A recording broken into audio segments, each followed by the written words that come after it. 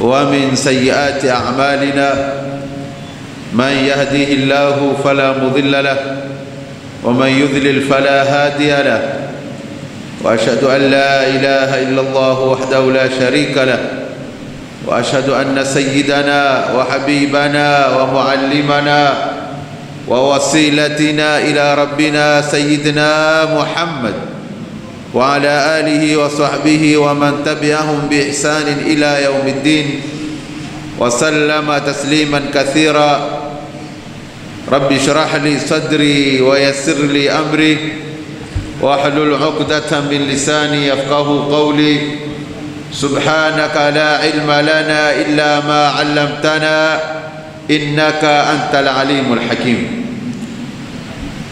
يقول الله تبارك وتعالى في محكم تنزيله بعد أعوذ بالله من الشيطان الرجيم: يا أيها الذين آمنوا اتقوا الله وابتغوا إليه الوسيلة. Ndugu zangu Waislamu, baada ya kumshukuru Allah subhanahu wa ta'ala na kumtakia rahma na amani kipenzi chake na kipenzi chetu Sayyidina Muhammadin sallallahu alayhi wasallam, tunamuomba Mwenyezi Mungu jalla jalaluhu wa amma nawalu, kama alivyotukusanya katika msikiti huu wa Mtoro, atukusanye pamoja na kipenzi chetu Sayyidina Muhammad katika jannatul firdausil a'la. Ndugu zangu Waislamu, Mwenyezi Mungu subhanahu wa ta'ala katika suratul Maida aya ya 35 anatuambia, ya ayyuhalladhina amanu, enyi mulioamini. Allah jalla jalaluhu kila siku kwenye Qur'ani, utakapofungua Al-Qur'anul Karim kutoka mwanzo wa sura, kutoka mwanzo wa Qur'ani mpaka mwisho wa Qur'ani, uwezi pata Mwenyezi Mungu akisema ya ayyuhalladhina aslamu, ni ya ayyuhalladhina amanu, enyi mulioamini. Kwa sababu waumini siku zote wanakuwa wepesi, wanakuwa na hamu kuchukua maamrisho ya Allah jalla jalaluhu. Mwenyezi Mungu subhanahu wa ta'ala tuambia ya ayyuhalladhina amanu, enyi mulioamini. Baada ya Mwenyezi Mungu subhanahu wa ta'ala kutuambia enyi mulioamini, kisha akasema ittaqullaha, na mumuogope Allah jalla jalaluhu. Kwa hivyo takwa inafuatana na imani. Huwezi kuwa na takwa mpaka uwe na imani.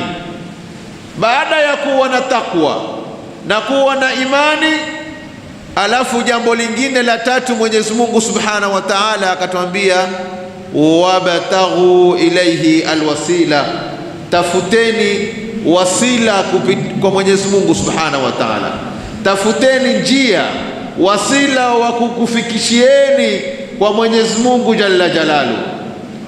Allah jalla jalalu ndiye anayetuambia tutafute wasila. Je, kutafuta wasila ni namna gani? Hapa tayari tumeona ndugu zangu Waislamu kwamba kumbe kutafuta wasila mpaka uwe na imani, uwe na takwa. Ukiwa na sifa ya imani na sifa ya takwa, alafu jambo la tatu, wewe ndio utakuwa ni mtu mwenye kutafuta wasila. Ama ukiwa huna imani, huna uchaji Mungu, basi wasila kwako utakuwa na mushkili. Lakini ukiwa na imani kisawasawa, ukiwa na ucha Mungu, basi utajua Mwenyezi Mungu kanaamrisha kitu kinaitwa wabtaghu ilayhi alwasila, tafuteni kwa Mwenyezi Mungu wasila. Ndugu zangu Waislamu, hii ni Qur'an, ni aya ambayo inapatikana kwenye suratul Maida aya ya 35. Sasa turudi kwa maulama watueleze, turudi kwa mufassirin walioielewa Qur'ani, walioshiba kwenye elimu, walioielewa Qur'ani ya Allah jalla jalalu, watuambie hii aya maana yake nini. Al-Imam Ibn Jarir Tabari ambaye ndiye mufassiri mkubwa wa Qur'ani, ndiye mufassiri wa kwanza wa Qur'ani, tafsiri yake inaitwa Jami'ul Bayan an tafsiri aya al-Qur'an. Al-Imam Ibn Jarir at-Tabari ni mwanachuoni mkubwa mno wa tafsir, na ukitaka kujua kwamba al-Imam Ibn Jarir at-Tabari ni mwanachuoni mkubwa, soma Muqaddimatun fi ilmi at-tafsir, kitabu cha Ibn Taymiyyah, kitabu cha Sheikh al-Islam Ibn Taymiyyah, kakichunga anakiita Muqaddimatu fi ilmi at-tafsir. Asema tafsiri kubwa, tafsiri ya uhakika ni at-tafsiri ya al-Imam Ibn Jarir at-Tabari. Al-Imam Ibn Jarir at-Tabari akifasiri aya kama hii, ndugu zangu Waislamu, atuambia al-wasila ay al-qurba. Wasila maana yake ni kutafuta ukaribu. Ni jambo gani ambalo kamba litakufikisha karibu kwa Allah jalla jalalu? Hiyo ndio maana ya wasila. Al-Imam Ibn Jarir at-Tabari kwenye Jami'ul Bayan an tafsiri aya al-Qur'an. Tukirudi kwa al-Imam al-Qurtubi, al-Imam al-Qurtubi na yeye ni mufassir wa Qur'ani pia. Al-Imam al-Qurtubi ni mwanachuoni mkubwa katika madhhabu ya Imami Malik, ambaye tafsiri yake ni tafsiri kubwa, inaitwa al-Jami'u li ahkamil Qur'an ya al-Imam al-Qurtubi. Ukifungua aya kama hii, anasema al-wasila ay al-qurba. Wasila maana yake ni kutafuta ukaribu wa kukifikisha kwa Mwenyezi Mungu Subhanahu wa Ta'ala. Twende kwa al-Imam al-Alusi. Al-Imam al-Alusi ni mwanachuoni mkubwa na ni mufassiri wa Qur'an. Tafsiri yake inaitwa Ruhul Ma'an ya al-Imam al-Alusi. Yeye akasema hii aya al-wasila ina maana mbili. Kwanza, maana ya kwanza ni al-qurba, kisha al-haja. Ina maana ya haja. Una haja yako kwa Allah, ni jambo gani, ni kitu gani utatumia ili uweze kuipata haja yako kwa haraka? Huyu ni al-Imam al-Alusi. Twende kwa al-Imam Ibn Kathir rahimahullahu ta'ala. Al-Imam Ibn Kathir kwenye tafsiri yake Tafsir al-Qur'an al-Azim, mujalladi wa kwanza, akiifasiri aya hii, al-Imam Ibn Kathir akasema al-wasila ay al-qurba. Yeye pia akaunga mkono yale yale maneno ya al-Imam Ibn Jarir Tabari, ya al-Imam al-Qurtubi, ya al-Imam al-Alusi, na yeye akasema vile vile ay al-qurba ni kutafuta ukaribu wa kufika kwa nani? Kwa Allah jalla jalalu. Kisha akasema na maana ya pili, manzilatu rasulillahi sallallahu alaihi wasallam. Maana ya pili ni cheo cha Bwana Mtume Muhammad. Maana ya wasila ni cheo cha Bwana Mtume Muhammad sallallahu alaihi wasallam. Akatoa ushahidi wa hadithi ambayo inapatikana kwenye Sahihi al-Bukhari, hadithi nambari 611, Sahihi Muslim hadithi nambari 383. Hadithi gani? Ya an Abdullah bin Amr ibn al-As radiyallahu anhu wa arda qala sami'tu Rasulullah sallallahu alaihi wasallam. Abdullah bin Amr ibn al-As atuambia, nimemsikia mwenyewe Bwana Mtume akisema. Kamsikia Bwana Mtume akisema nini? Asema idha sami'tumul muadhdhina faqulu mithla ma yaqulu al-muadhdhin. Asema namsikia Bwana Mtume siku moja akitufundisha, akituambia mutakaposikia adhana, muadhdhin yuadhini, semeni kama anavyosema nani? Muadhdhin. Thumma sallu alayya, kisha mukimaliza adhana muniswalie mimi Mtume Muhammad. Fa innahu man salla alayya wahidatan sallallahu biha ashar, yule ambaye ataniswalia mie mara moja, Mwenyezi Mungu yamswalia mara 10. Kisha Mtume akasema thumma sallu li alwasila, baada ya kuniswalia mimi sasa ombeni wasila kupitia kwangu. Mswalieni Mtume, tafuteni wasila, muombeni Mwenyezi Mungu kupitia mie. Fa inna man, Mtume akasema yule ambaye kwamba ataomba wasila kupitia kwangu, halat lahu shafaati yauma alqiyama, huyo lazima atapewa shafaa yangu. Siku gani? siku ya Kiyama. Kumbe ukitaka kuipata shafaa ya mtume, tumia wasila wa Mtume Muhammadin aliyetuambia tufanye wasila. Ndugu zangu, baada ya Mwenyezi Mungu, wa pili ni Rasulullahi sallallahu alaihi wasallam. Mtume Muhammad mwenyewe ndio akatuambia thumma salu li alwasila, kisha muombe kupitia kwangu wasila. Bwana Mtume ndiye wasila mkubwa, ndugu zangu. Kwa hivyo aya zote hizi, aya tulioitoa na hadithi ya Bwana Mtume Muhammad ambayo inapatikana kwenye Sahihi al-Bukhari na Sahihi Muslim, zinatufundisha kutafuta wasila, na hakuna wasila mkubwa ndugu zangu kama Rasulullahi. Ikiwa wasila maana yake ni al-qurba, hakuna aliye karibu zaidi mbele ya Allah kuliko nani? Rasulullah. La ilaha illa Allah Muhammadun Rasulullah. Bwana Mtume ndiye wasila wa karibu zaidi wa mtume wa Allah jalla jalalu.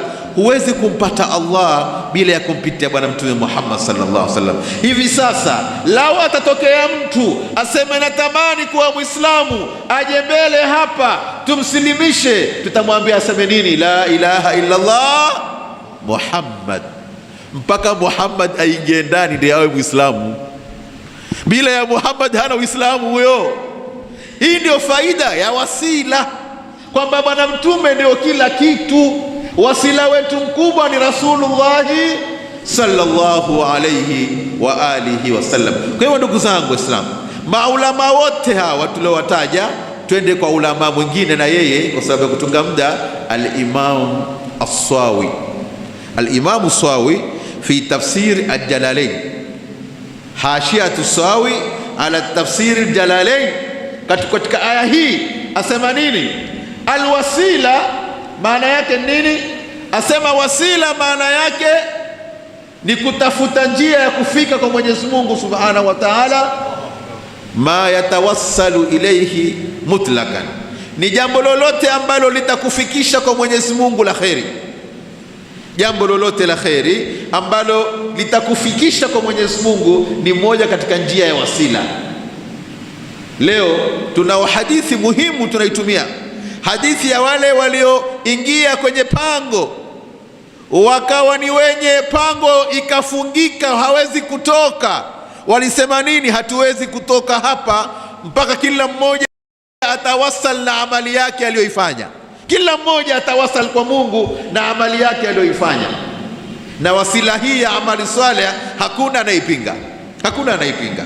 Hata ukisoma kitabu At-Tawassulu Anwa'uhu wa Ahkamuhu cha Sheikh Al-Albani rahimahullah, kataja maneno haya ukurasa wa 17, kataja kwamba ni wasila muhimu sana watu wauchukue wasila kama huu, kutawassal na amali yako mzuri. Hawa masahaba walitawassal na matendo yao, lakini ndugu yangu, yule aliyekufundisha matendo kwamba amali hii mzuri ni nani?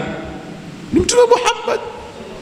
Vipi matendo ufai kutawasali naye, Mtume asifai kutawasali naye, ambaye yeye ndiye aliyokufundisha hili tendo ni zuri? Lau si Mtume ungejua lile tendo kama ni zuri. Vipi tendo liwe wafaa, Bwana Mtume haifai, itakuwa ni makosa. Hapa ndio pale tukasema itakuwa ni mafuhumu khati'a, ni mafuhumu kidogo ya kimakosa. Lazima tuelimishane ndugu zangu, na hatushambuliani. La, mihadhara kama hii kwa sababu ya elimu, watu kuelimishana. Sio kwamba tunaweka muhadhara Sheikh Abbas anaweka mashaikh kushambuli. Hapana, sisi nyote ndugu zetu. Anayefanya tawassul ni Muislamu, asiyefanya ni Muislamu. Tatizo ni mafuhumu tu, ili tusije kugombana, tuwe kitu kimoja, tuwe watu wa moja, tupendane kama wazee wetu walivyokuwa. Ni kusahihisha mafahimu. Khalas, tunaposahihisha mafahimu ndio pale tajua, ala, kumbe ni mafuhumu kidogo tu, nilikuwa sijaelewa. Mimi nilikuwa nikifahamu kwamba tawassul ni kuabudu mtu, tawassul ni kumwabudu Mtume, kumbe si kuabudu. Tawassul ni njia ya kufika kwa nani? Kwa Allah jalla jalalu. Al-qurba ni njia ya kufika kwa Allah. Mtu akielewa haya, ndio pale mtu atarudi afahamu kwamba nimeelewa makosa, atarudi, tushikane, tupendane, tuzikane. Leo mafumu kama haya mabaya ndio sababu tumekuwa leo hatupendani ndugu zangu. Tusemeni sarahatan. Na kuwa tatizo ni kwamba ukisikia upande mmoja wewe utaki kusikia pengine. Shekhe akasema ni hivyo tu. Hapana, soma, tusomeni ndugu zangu Waislamu, tukisoma ndo tutaelewa. Shekhe fulani kasema hivi, hebu ngojea nikachukua kitabu nihakikishe ni kweli. Usome, ukisoma ndio pale tutaweza kuelewa. Siku moja kuna kijana mmoja alisoma, alikuwa hajasoma, akapata maelezo tu kidogo, kasoma upande mwingine, basi akawa ni mwenye kuwa mkali sana. Na tuwajua ndugu zetu, Mwenyezi Mungu awape afya inshallah, awaongoze ndugu zetu pamoja na sisi sote. Wakati wakisoma jambo ni kwamba ni hivi. Sasa yule kijana baada akasema kupata zile afkara, akasema hapana, mimi nitaka nienda nikasome, nikija nipate kwa nyosha wote hawa. Yani akawa na hamu kweli kweli, ili nikapata elimu, ikija hapa nianze kuwanyosha hawa wazee wa bid'a hawa, na nataka niwanyoshe. Kijana akafunga safari akaenda kusoma Al-Azhar Sharif. Ametoka Kenya akiwa mkali kweli kweli, hamasa, asikii lugha. Alipokwenda kule, baada ya kusoma mwaka mmoja, mwaka wa pili, aliporudi kutembea, aonekana zile jazba zifanyaje, zimpungua. Ala, vipi? Si bwana alikuwa mkali huyu, mbona rahimu sasa? Sheikh, salamu alaykum, kaifa alhali habibi? Tena habibi nini? Alipozungumza kwenye mimbar akasema, jamani tusomeni. Nilipokuwa mkali mie, kumbe nilipoenda kusoma, kila nikisoma ule ukali wafanyaje, washuka, upungua. Ala, kumbe Imam Shafi kasema haya. Ala, kumbe Ibn Jarir Tabari kataja. Ala, kumbe sasa ukisoma ndio pale unafunguka akili. Ndugu yangu Muislamu, mihadhara kama hii ya kielimu ni muhimu sana, na tuombe dua kina Sheikh Abbasi, Mwenyezi Mungu awape afya, wazidi kuleta mashekhe hapa ili watu wapate kuelewa. Lengo ni watu warudi kama zamani. Ndugu zangu, yale mahaba ya zamani leo hamna. Yale mahaba tukipendana, tukisifiana, tukizika, leo hamna. Kwa shida ni hii moja tu, kwa ufahamu mdogo, lakini tunapofahamu wallahi mahaba yatarudi. Wallahi tutarudi, tupendane kama alivyopendana al-Imamu Shafi na Imamu Ahmad ibn Hanbal, kama alivyopendana al-Imamu Abu Hanifa na al-Imamu Malik. Hebu soma kitabu kizuri sana kinaitwa Al-Khairatul Hisan cha al-Imam Ibn Hajar al-Haytami, ukurasa wa 32. Ana maneno mazuri pale, asema ameweka mlango kwamba mlango huu nimeuweka watu waliokuwa wakipendana, wakiheshimiana kutoka uhai wao mpaka kufa kwao. Ukisoma huo mlango ndani ameweka kisa cha al-Imamu Shafi'i na al-Imamu Abi Hanifa. Asema al-Imamu Shafi'i aliondoka kwenda kumzuru al-Imamu Abi Hanifa. Al-Imamu Shafi'i alizaliwa mwaka aliokufa al-Imamu Abu Hanifa. Ule mwaka aliokufa al-Imamu Abu Hanifa ndio mwaka aliozaliwa al-Imamu nani? Ash-Shafi'i. Ndio hata maulama wakatafaal, wakasema mata imamun wa ulida imamu. Abu Hanifa amekufa, kuna Imam Shafi kazaliwa. Alipozaliwa al-Imam Shafi, baada ya kusoma zikasomeka, akaelewa, asema lazima nifunge safari nikamzuru bwana mkubwa huyu al-Imamu nani? Abu Hanifa. Imamu Shafi kafunga safari yake, akenda kumzuru al-Imamu Abi Hanifa. Taban tunajua madhhabi ya Imamu Abu Hanifa, kwao kunuti alfajiri si sunna kwao. Al-Imamu Shafi alipokwenda kule, al-Imamu wale wanazuoni sasa, wanafunzi wa al-Imamu nani? Abi Hanifa, wakampa heshima al-Imamu Shafi kwamba amekuja imamu mkubwa leo kwetu, amekuja imamu mzito, watatumpatie heshima. Heshima yenyewe ni gani? Wasema watatumpatie heshima atuswalishe salatul fajri, ili na sisi tupate baraka yake ya kunuti, tumswalieni Mtume. Imamu Shafi'i yuwapishwa kiblani kwenye msikiti wa al-Imamu nani? Al-Imamu Abi Hanifa. Al-Imamu Shafi'i alipopewa heshima kama hiyo, kapokea heshima. Alfajiri imefika, watu wamejazana msikitini, walikuwa watu wanaswali fajri, watu 200,000 ndani ya msikiti Sheikh. Watu ni wachaji Mungu ndugu zangu. Leo imani hamna bwana. Leo fajri hapo safu 3-4 zimetosha, lakini fajri ilikuwa ikiswalia watu 3-4,000. Watu walikuwa wanamweka Mwenyezi Mungu kwenye macho yao. Ndugu zangu Waislamu, Al-Imam Shafi'i kapewa nafasi, heshima ya kuswalisha salatul alfajri. Alipoingia kwenye kibla, maulama wakubwa wako nyuma yake waswali pale. Maulama wa Imamu Abi Hanifa, wanafunzi wake wamekaa pale wanamfuata Imamu Shafi'i. Al-Imamu Shafi'i na yeye katumia heshima kubwa aliyopewa.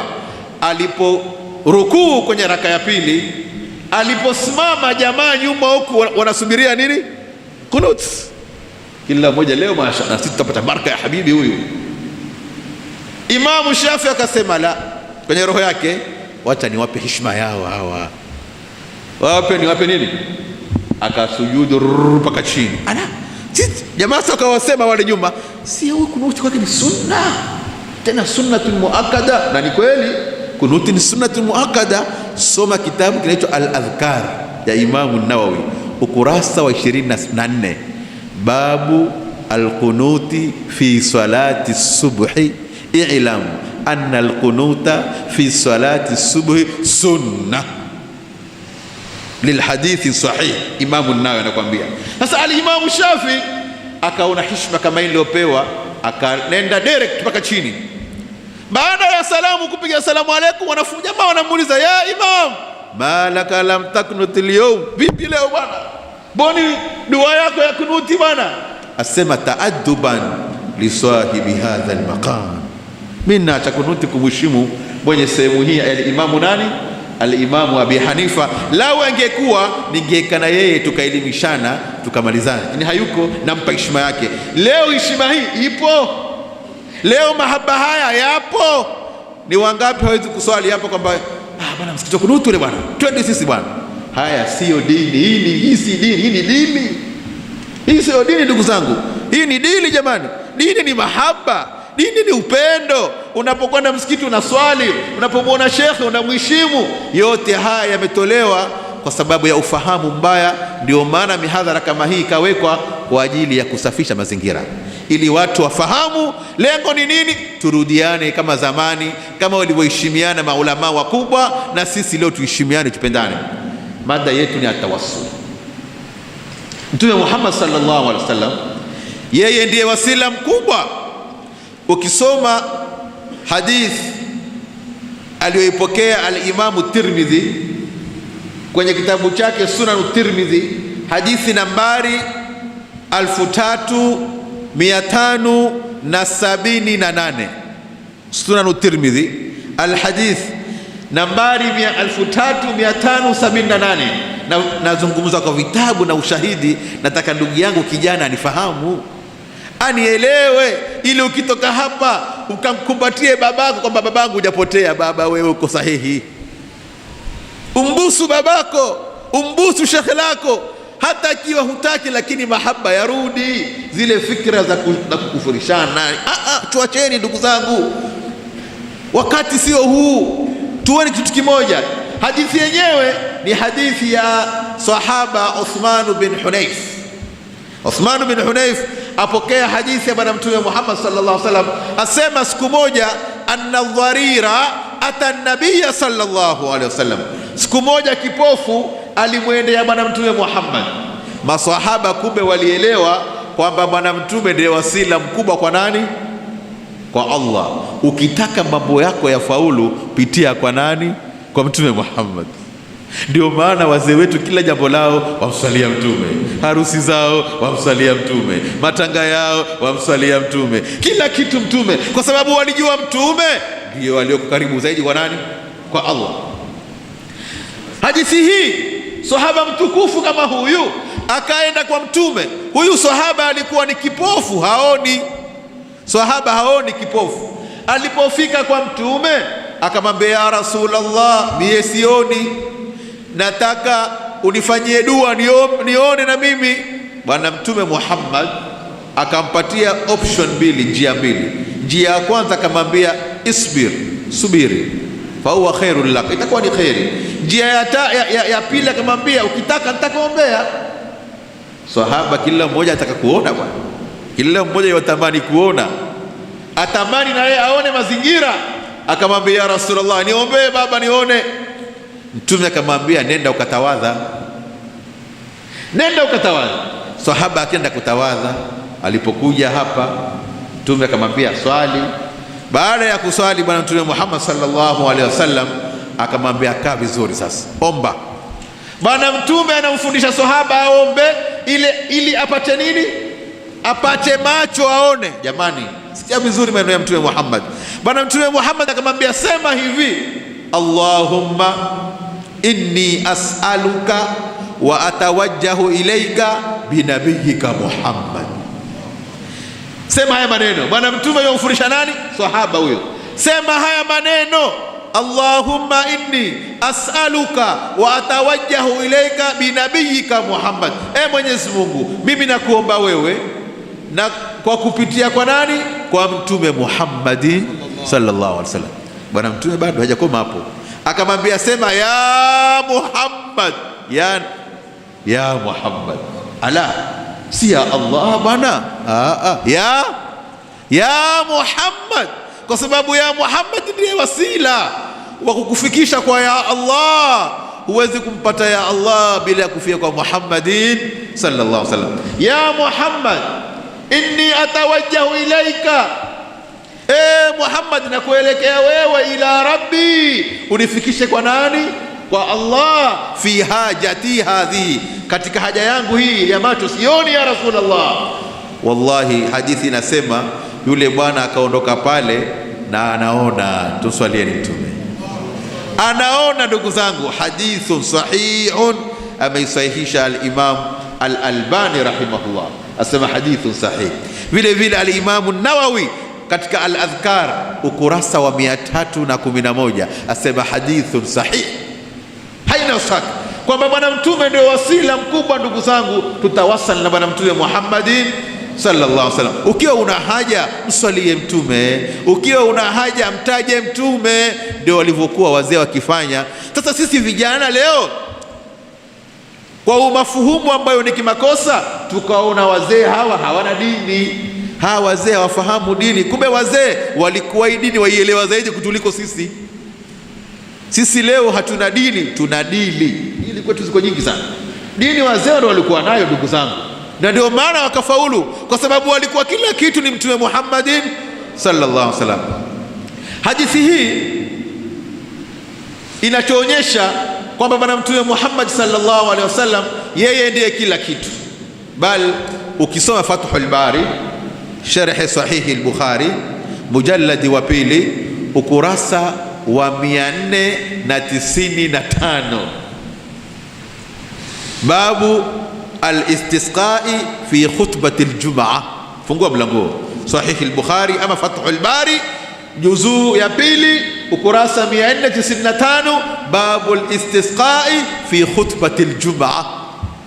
Bwana Mtume Muhammad sallallahu alaihi wasallam siku moja akapanda mimbar siku ya Ijumaa, yuwahutubu. Alipokuwa yuwahutubu, Madina imeingia chaka ya mvua. Hakuna mvua Madina, ndugu zangu. Watu wanaumia kwa shida ya kiu, maji hakuna, watoto wanakufa na njaa, hakuna mvua. Anas ibn Malik asema, akatokea mmoja katika maswahaba akaingia kwenye mlango wa msikiti. Mtume yuko kwenye mimbari wa hutubu. Bwana Mtume yuko hutubu, jamaa akaingia akamwambia, ya Rasulullah, ewe Mtume, wewe istaski li ummatika, ya Rasulullah, tuombe mvua umma wako bwana, fa innahum kad halaku, wanaangamia, tunakufa sisi ya Rasulullah. Bwana Mtume Muhammad sallallahu alaihi wasallam pale pale kanyanyua mikono yake, Allahumma aghithna, Allahumma aghithna. Hadithi inasema Bwana Mtume mikono yake hajielegesha chini, pale pale mvua ikafanyaje ndugu zangu? Ikapiga mvua. Tuswalieni Mtume jamani. Mvua ikapiga, ikanyesha mvua, watu walishindwa kufika majumbani, mvua inamiminika. Mvua ikapiga kwa muda ya wiki mzima, mvua inaendelea, mvua kubwa sana, watu wanashindwa kufika nyumbani. Mvua ile iliendelea mpaka wiki nyingine, Ijumaa nyingine, bado watu waliokuja msikitini. Bwana Mtume yupo kwenye mimbari wa hutubu, sahaba yule anakuja tena, ya Rasulullah, nyumba za vunjika baba. Tusalieni Mtume. nyumba za vunjika, mafuriko. Mtume wewe namna gani baba? Ala, tuswalini mtume ndugu zangu Waislamu. Bwana mtume fatabassama Rasulullah, bwana mtume kafurahi kacheka. Kisha bwana mtume akanyanyua mikono asema nini? Allahumma hawa alaina wala alaina. Ewe mtume, ya Rabbi, peleka mvua mashambani, majabalini, toa. Pale pale jua likafanyaje? Likatoka jua kali, kama kwamba Madina haikunyesha nini. Huu ni mtume Muhammad, rawahu al-Bukhari, nambari 2010. Tusalieni mtume. Huyu ndiye bwana mtume Muhammad sallallahu alaihi wasallam. Kwa hivyo watu walimuelewa kwamba jambo lolote huwezi pata mpaka upitie kwa mtume. Jamani, Qur'ani kateremshiwa mtume. Wa idha sa'alaka ibadi anni fa inni karibu, ya mtume aielewa zaidi. Lau ingekuwa ni shirki hiyo, bwana mtume angalimwambia sahaba la Allah, omba Allah. Lakini bwana mtume kwa kuwa yeye ni wasila, yeye ni kiongozi wetu, yeye ndiyo shafaa yetu, kila kitu. Ndiye mtume Muhammadin. Tena na akafurahi, ndugu zangu Waislamu, kafurahi bwana mtume Muhammadin sallallahu alaihi wasallam kuambiwa, wewe tuombewe ya Rasulullah, tuombee. Bwana mtume lililomfurahisha ni kuambiwa, mafuriko sasa, nyumba za vunjika, twende wapi? Tutaala wapi sasa? Bwana mtume kacheka akamwambia, Allahumma hawa alaina wala alaina. Mtume, ya Allah, peleka mvua majabalini, toa watu wapate raha. Pale pale jua likafanyaje? Ndugu zangu, tukitaka kufaulu ni kupitia kwa mtume Muhammad sallallahu alaihi wasallam. Kila jambo letu tumwekeni mtume. Ndio maana wazee wetu wakafurahika, wakaishi vizuri, mambo yao yakawa mazuri, kwa sababu walimweka mtume mbele. Sisi leo mtume tumeletewa fitna, mtume kama wewe tu, mtume ana lolote. Lakini mtume Muhammad ndiye kila kitu. Ndugu zangu Waislamu, hii ni tawassul ya bwana mtume Muhammad wakati akiwa kwenye uhai wake. Twende kwenye tawassul ya pili. Bwana mtume Muhammad sallallahu alaihi wasallam hajaja katika dunia, hata hajazaliwa. Tukisoma Qur'an suratul Baqara aya ya 89, Al-Baqara aya 89, falamma jaakum kitabun min indillah musaddiqun lima ma'ahum wa kanu min qablu yastaftihuna ala alladhina kafaru wa kanu min qablu. Tashangaa, mbona min qablu si min qabli? Sini mujari bwana, linkitai mudhafu ilayhi. Kisoma utaelewa kwamba hapa kuna mambo yafanyika. Tusomeni vijana jamani, tukisoma wallahi tutafahamu kila kitu. Kwa hivyo, wakanu min qablu yastaftihuna ala alladhina kafaru, wakanu ayi alyahudu, walikuwa mayahudu, yastaftihuna ayi yastansiruna biman, bi Muhammadin sallallahu alaihi wasallam. Twende kwa al-Imam Ibn Jarir Tabari, asema nini? Qala al-Imam Ibn Jarir Tabari, wa kanu yastansiruna ayi wa kanu yastaftihuna al-istiftah ayi al-istinsar. Maana yastaftihuna ni kutafuta asini wa te litalab. Yastaftihuna ay yastansiruna, watafuta nusra kwa nani? Bi Muhammadin sallallahu alaihi wasallam. Al-Imam Ibn Jarir Tabari, Mayahudi walitafuta nusra kwa mtume Muhammad hajazaliwa, kwa kuwa wamesoma kwenye Taurati zao kwamba na Injili kwamba atakuja mtume mwenye mkubwa. Basi walikuwa wakitawasal kwa mtume Muhammad katika vita wao. Walipokuwa wakipigana vita na Aus na Khazraji, Mayahudi walikuwa wanapigwa sana. Al-Imam Al-Qurtubi kwenye Jami'ul Ahkam Al-Quran akifasiri aya hii anasema, bwana, Mayahudi walikuwa wakipigwa sana, wakasema kwamba jamaa, tutafuteni silaha mzuri tuitumieni kwenye vita vyetu ili tuweze kushinda kwenye vita, tunapigwa sana sisi. ni visilaha gani vitatusaidia? Ni silaha gani Mayahudi wanasema tutumie silaha ambayo itatusaidia ili tunusurike, tushinde vita? Silaha walioitumia ni nini? Al-Imam al-Qurtubi anakuambia silaha waliotumia, walisema haya maneno: Allahumma bihaqqi Muhammad. Allahumma bihaqqi man? Allahumma bihaqqi Muhammad unsurna ya Rabb. Mwenyezi Mungu, kwa haki ya Muhammad. Ala, kumbe Muhammad hajazaliwa, lakini wamemsoma kwamba ni mtume mkubwa huyu ana baraka nyingi huyu. Ya Allah bihaqqi Muhammad. Leo ukiambiwa bihaqqi Muhammad, shirki. Bihaqqi shirki hiyo. Kumbe hujaelewa kijana, ndugu yangu. Bihaqqi Muhammad si shirki. Waliyatumia maneno haya, yapo kwenye vitabu. Al-Imam al-Qurtubi ndio dua yake, kila kiomba dua mara nyingi, Allahumma bihaqqi Muhammad unsurna. Imam al-Qurtubi. Imam Suyuti, Allahumma bijahi Muhammad unsurna. Ni wengi maulama 50 ambayo niko nayo, wote dua zao bihaqqi Muhammad bijahi Muhammad. Walijua Muhammad ni mtu mkubwa. Mayahudi kama hawa wakaomba dua hii, Allahumma bihaqqi Muhammad unsurna ala a'daina, tupe ushindi.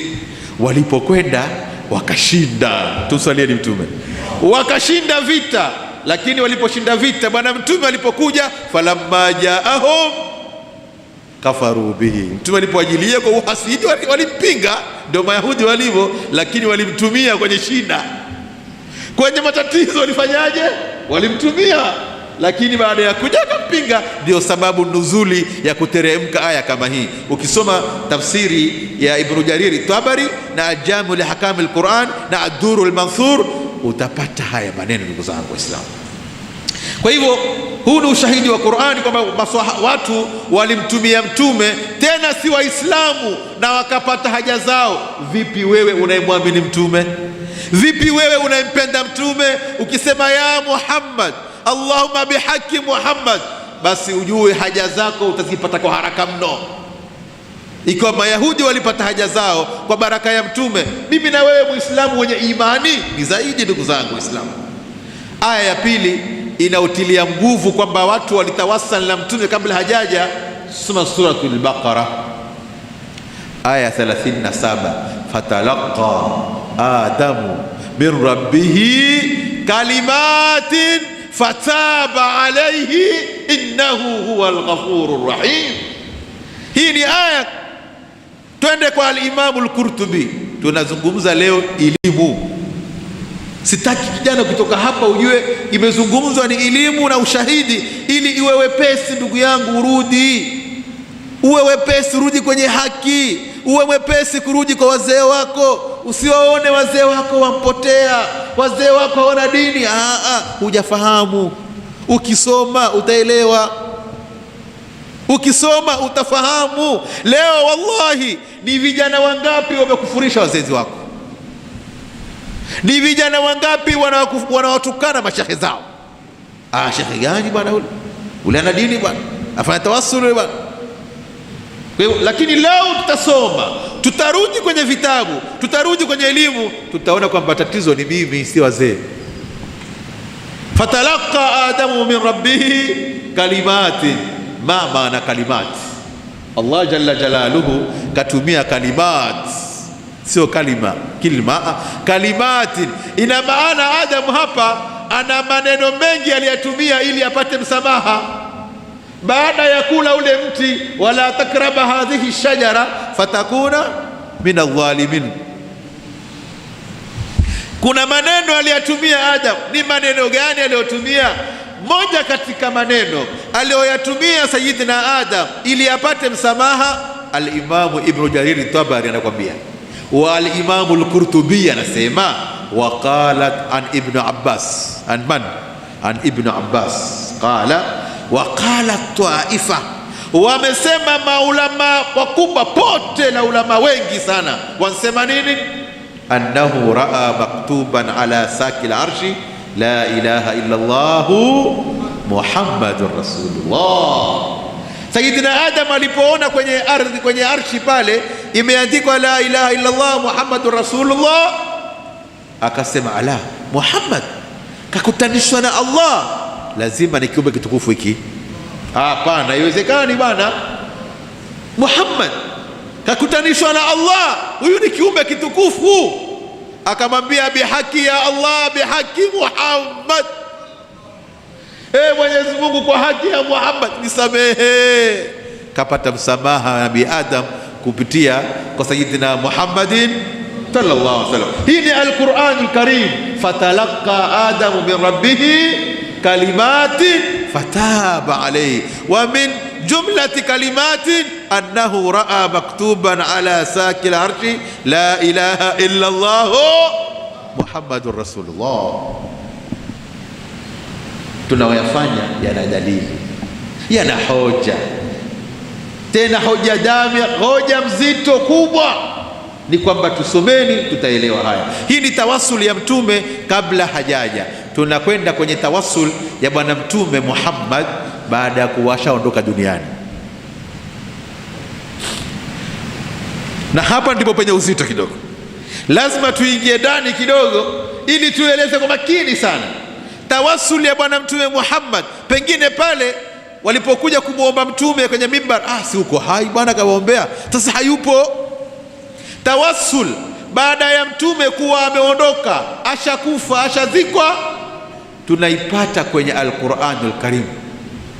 Soma Suratul Nisa aya ya 64, aya ya 64.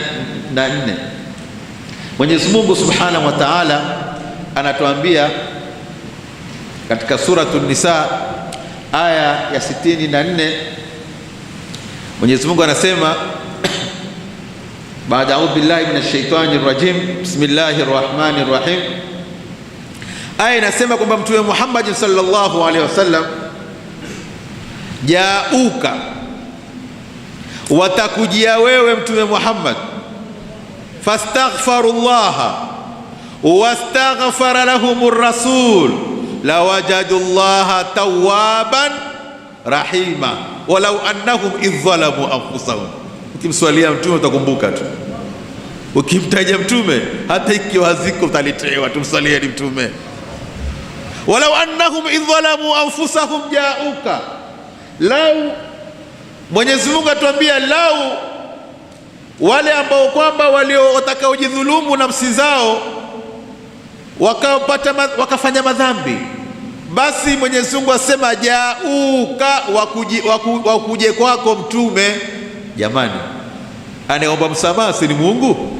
Angesema jauni, wanikuje mwenyewe, lakini jauka, watakuja waje kwako wewe mtume Muhammad. Daraja ya mtume jamaa, mtume kakubaliwa na Allah jalla jalla, waje kwako Rasulullah.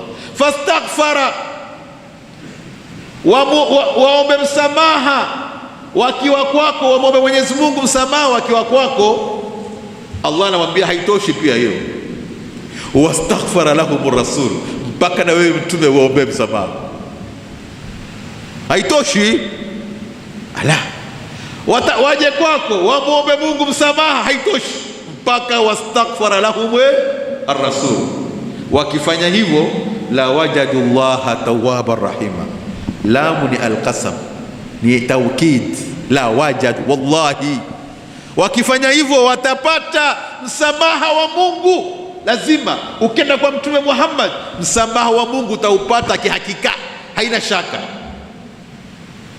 Ukipitia kwa mtume, msamaha wake ni wa hakika. La wajadu, lamu ni lamu, alqasm ni taukid, lazima mtapata kupitia kwa mtume Muhammad sallallahu alaihi wasallam. Twende kwa al-Imam Ibn Kathir. Al-Imam Ibn Kathir ni mwanafunzi wa Sheikh al-Islam Ibn Taymiyyah. Hii aya hii aliifasiri vipi? Al-Imam Ibn Kathir alipofasiri aya asema yurshidullahu ta'ala ila al-usati wal-mudhnibin, Mwenyezi Mungu anawaongoza wale wenye kufanya makosa uende kwa mtume Muhammadin sallallahu alaihi wasallam. Kisha akasema aya kama hii, kuna kisa muhimu sana kilitokea baada ya kufa bwana Mtume Muhammad sallallahu alaihi wasallam. Maneno anayosema ni al-Imam Ibn Kathir kwenye tafsir al-Quran al-Azim, fungua aya ya 64. Hakuna asiyejua hiki kitabu, na ukitoka hapa nenda nyumbani, fungua tafsir al-Quran al-Azim ya al-Imam Ibn Kathir, ambao ni tafsiri haina shaka. Ndugu zangu, hata kwa wanaopinga hii tafsiri wanaikubali, ni tafsiri kubwa sana, haina shaka. Ndugu zangu, fungua kwenye aya hii. Al-Imam Ibn Kathir ataja kisa pale, kisa cha Utubi. Utubi ni sahaba mkubwa sana. Huyu alikuwa amekaa kwenye kaburi ya bwana Mtume Muhammad sallallahu alaihi wasallam. Ana Utubi qala kuntu jalisan inda kabri nabii sallallahu alaihi wasallam, ilikuwa nimekaa kwenye kaburi ya nani? Ya Mtume Muhammad. Fajaa al-Arabi, akaja mbedui mmoja, bwana Mtume ashazikwa, akaja kwenye kaburi yake, akamwambia assalamu alayka ya Rasulullah, assalamu alayka ya, anampigia salamu bwana Mtume Muhammad sallallahu alaihi wasallam. Hizi salamu za kupigiwa Mtume hatujaanza sisi jamani, walianza watu wakubwa waliopita. Assalamu alayka ya Rasulullah, assalamu alayka ya Habiballah, fa inni sami'tu Allah ta'ala yaqul walau annahum idh zalamu anfusahum ja'uka. Mwenyezi Mungu ametuambia tukifanya makosa, tukiona shida, tuje kwako. Na mimi nimekuja kwako hapa leo, nimekuja kwako ya Rasulullah, nataka msamaha kwa Mwenyezi Mungu kupitia kwako, nina matatizo na haja, nazitaka haja zangu. Yule mbedui akatoa mashairi ya kumsifu Mtume kwenye kaburi. Wewe unasema kusifu Mtume msikitini makosa? Jamaa alipiga maulidi kwenye kaburi ya Mtume Muhammad sallallahu alaihi wasallam. Kasida anasifiwa Mtume kwenye kaburi ya Mtume Muhammad.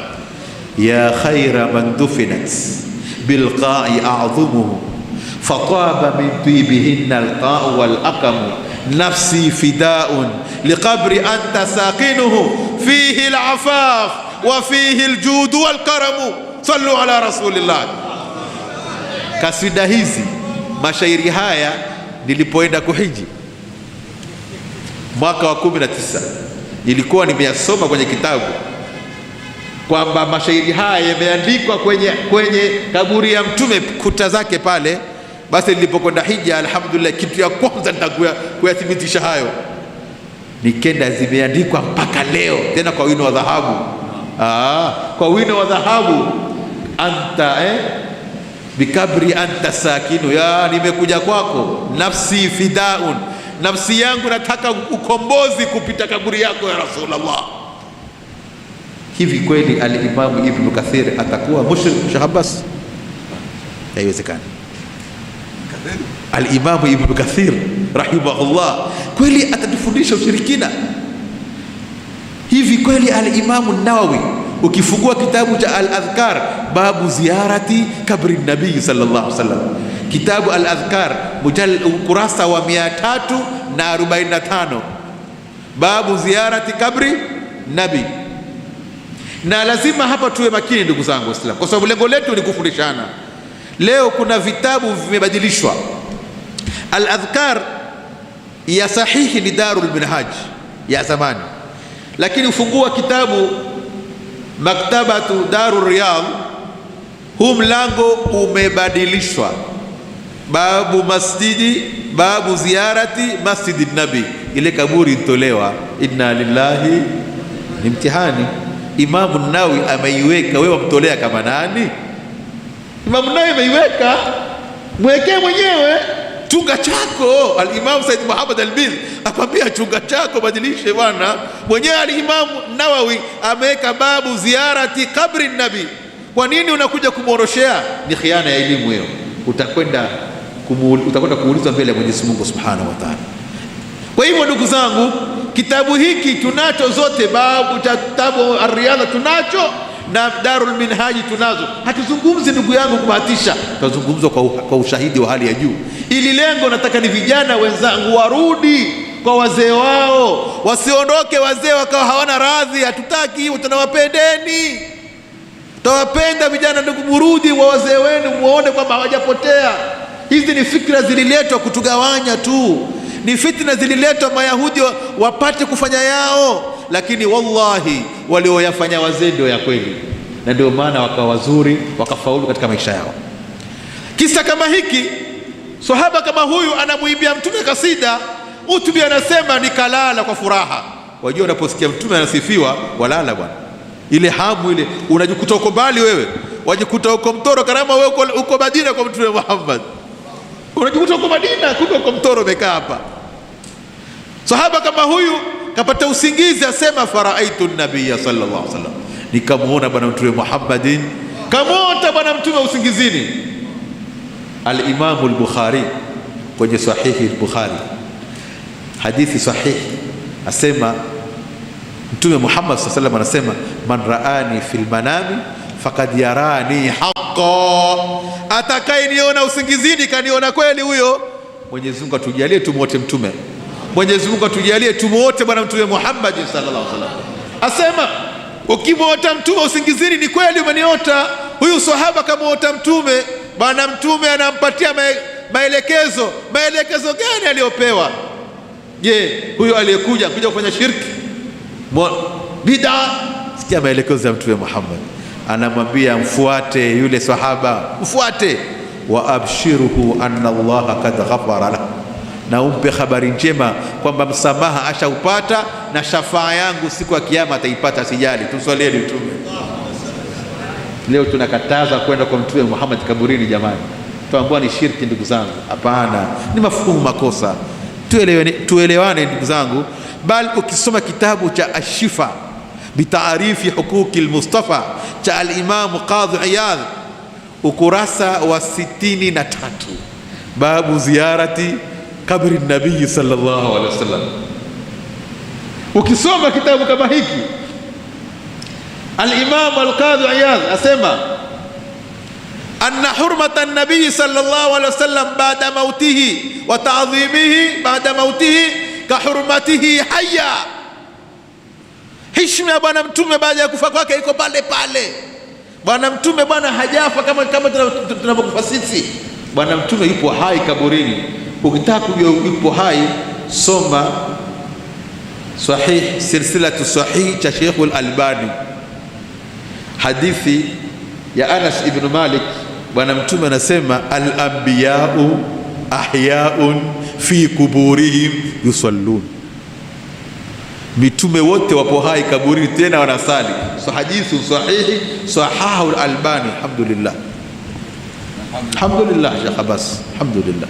Manake lao ingekuwa sahahu al-Imam Shafi mushkil kidogo. Imam Shafi mushrik, inawezekana inna lillahi, lakini sahahu al-Albani haina wasiwasi hiyo, haina wasiwasi, iko sawa kabisa hiyo muttafaqun alayhi, hiyo haina wasiwasi. Kwa hivyo al-anbiya wapo hai mitume, ikiwa mitume wote wapo hai, fa kaifa nabiyina wa sayyidina Muhammadin sallallahu alaihi wasallam, bibi mtume wetu Muhammad ambaye ndio sayyidul anbiya wal mursalin khairu khalqillahi kullihim, yeye ndiye bora wa mitume wote. Uhai wake kwa sababu gani? Ndio pale anapomwita assalamu alayka ya Rasulullah, salamu zako aregeshewa wewe.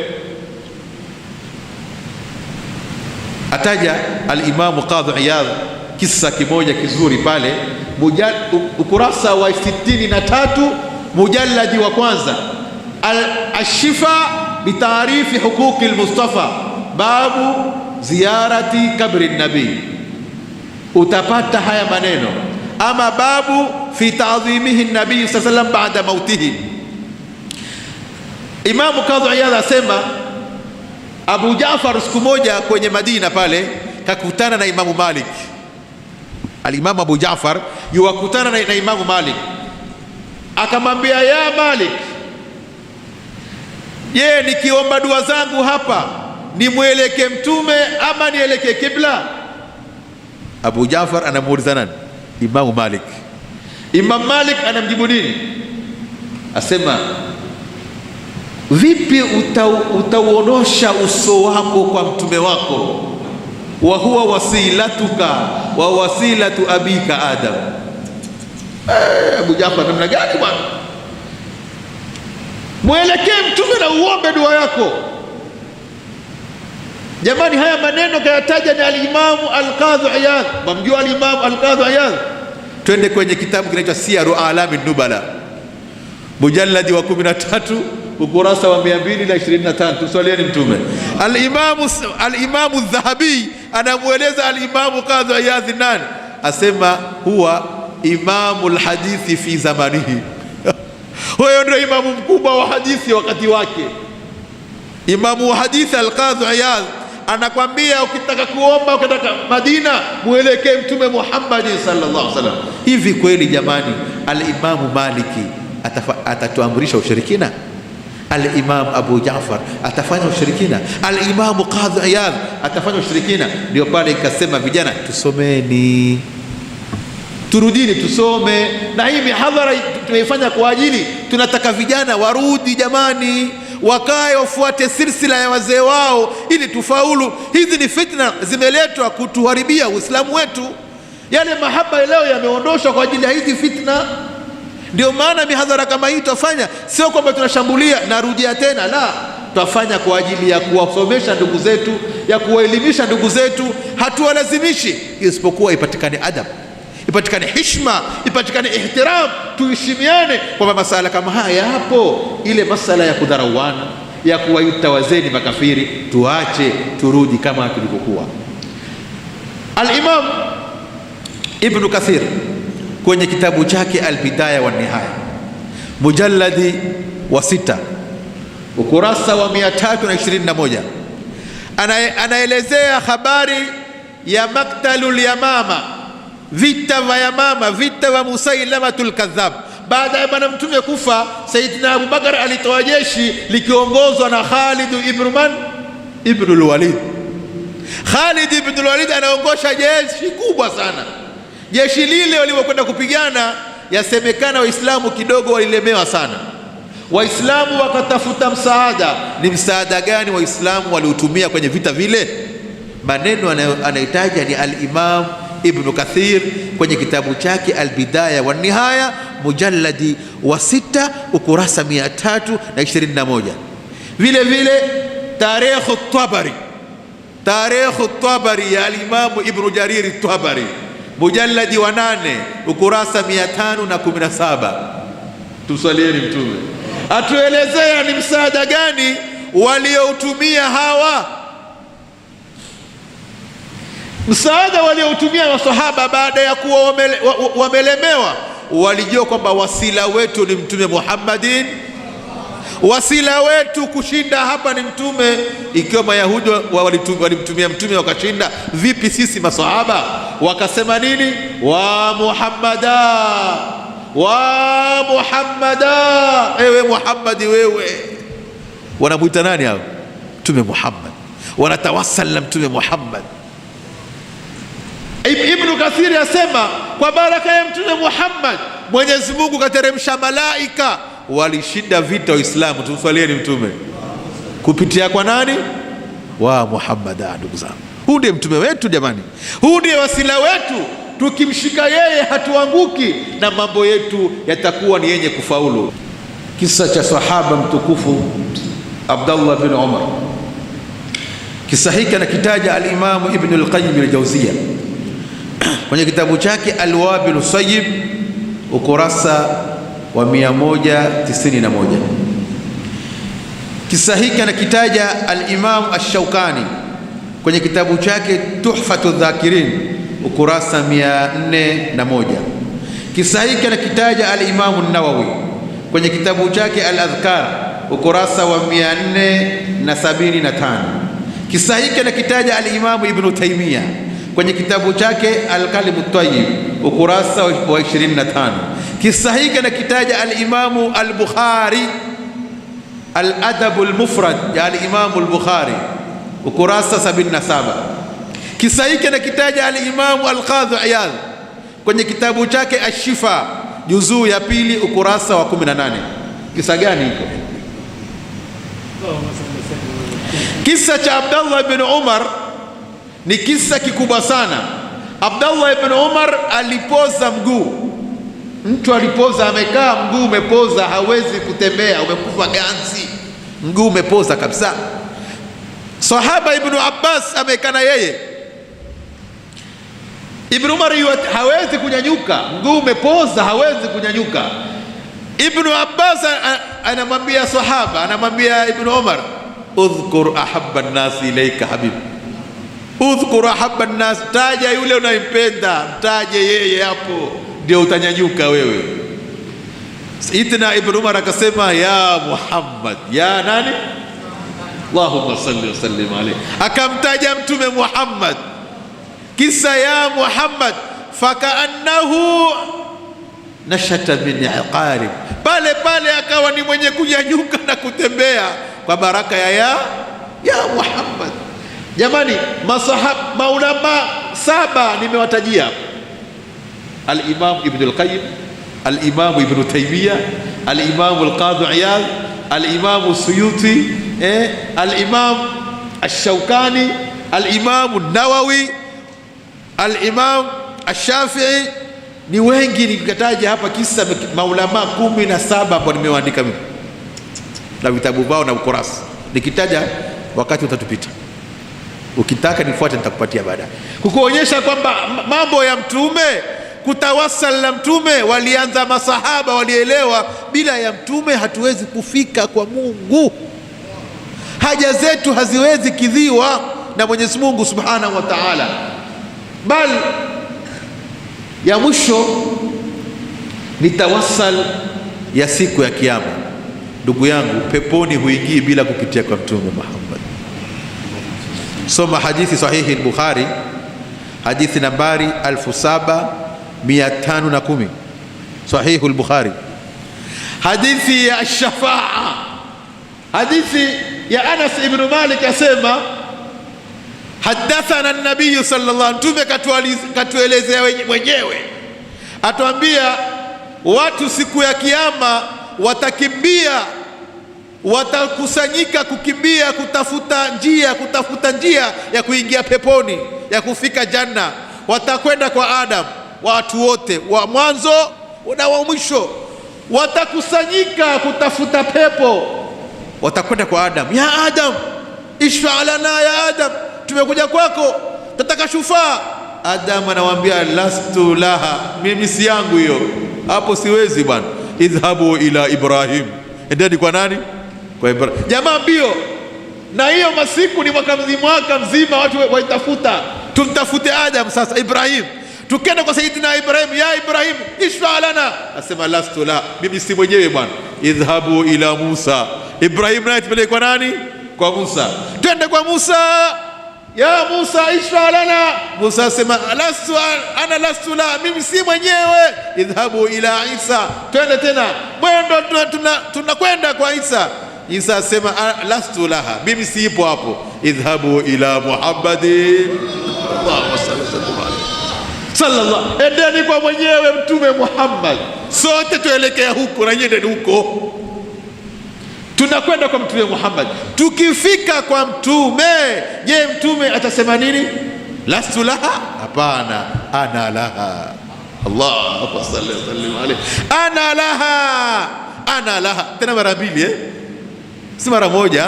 Ana laha, mimi ndiye mwenyewe hii siku. Twendeni, mtume atupeleke kwa Mwenyezi Mungu Subhanahu wa Ta'ala.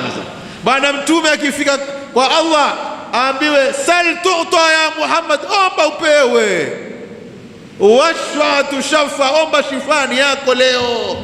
Bwana mtume asema nini? Ummati ummati, ya Rabbi, nimekuja na ummati wangu. Tusalieni mtume ndugu zangu, bila ya mtume pepo hakuna, bila ya mtume Uislamu hamna.